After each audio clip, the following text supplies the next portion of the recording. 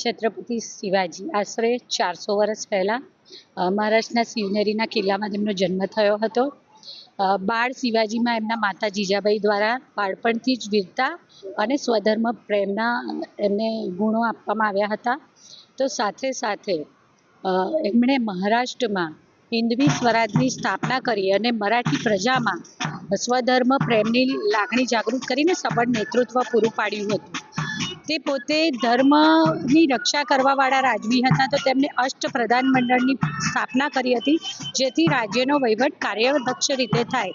ધર્મપ્રેમી, ઉદાર, સહિષ્ણુ, શક્તિશાળી અને કાર્યદક્ષ રાજવી એવા શિવાજી દ્વારા હિન્દુ ધર્મની રક્ષાની સાથે સાથે તેમના પોતાના અંગત એક સચિવ જે મુસ્લિમ હતા, તેમને પોતાની નમાઝ પઢવા માટે દૂર સુધી ન જવું પડે તે માટે નજીકમાં એમણે મસ્જિદ પણ બંધાવી આપી હતી.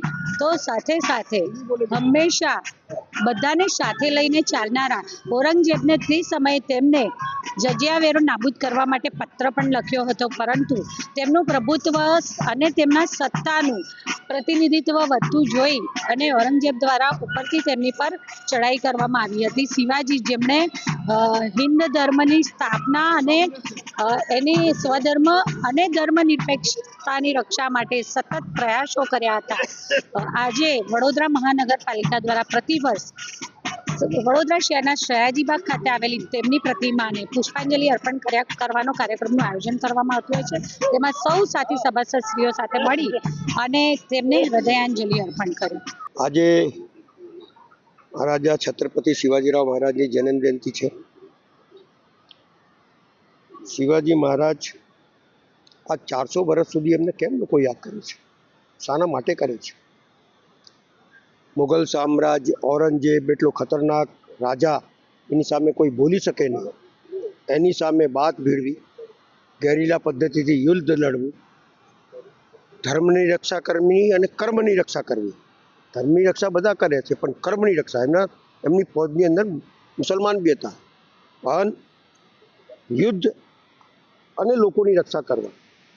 ધર્મ ઉપર જે પ્રહારો થતા હતા જે તે વખતે, એ પ્રહાર ના થાય, અન્યાય સામે લડવું, બોલવાની હિંમત આપવી અને દેશ કેવી રીતે આઝાદી મેળવવી એ કલા જે એમને શીખવાડી, એનાથી ધર્મની બી રક્ષા થઈ, કર્મની બી રક્ષા થઈ, લોકોની બી રક્ષા થઈ અને લોકોમાં લડવાની એક પ્રેરણા જાગી. એને શિવાજી મહારાજ કહેવાય છે.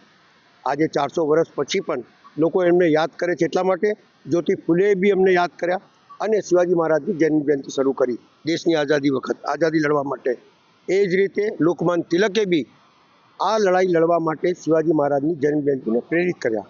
આ પ્રેરિતનો મતલબ એ થયો કે તમે યુદ્ધ માટે તૈયાર થાવ, અન્યાય માટે તૈયાર થાવ અને કોઈ પણ જુલમ સહન નહીં કરવાનું અને સામે ભીડી જવું. એ ગેરીલા પદ્ધતિથી શિવાજી મહારાજે શીખવ્યું. એટલે આજે પણ શિવાજી મહારાજ 400 વર્ષ પછી પણ લોકો યાદ કરે છે અને એનાથી પ્રેરિત થાય.